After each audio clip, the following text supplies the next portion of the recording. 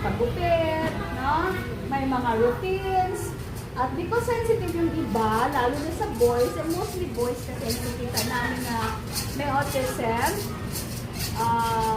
supposedly, kung kaya lang, kung maliliit pa yung mga anak, pag may autism, as much as possible, 3 or 4, wag hawakan ang private area.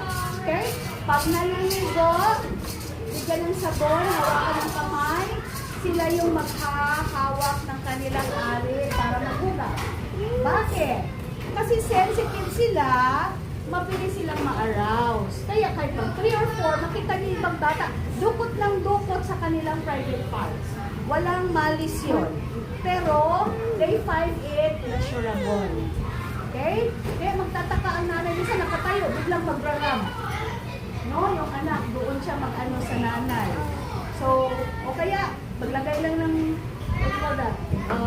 unan, tapos pinahawakan parati yung ari. Walang malis yun. Pero sa kanila, dahil maaga silang na-arouse, paulit-ulit nilang ginagawa yun. Ngayon, kung meron tayong gano'n na nangyayari, pagka 10, 11, 12, syempre may masturbation na siya, di ba?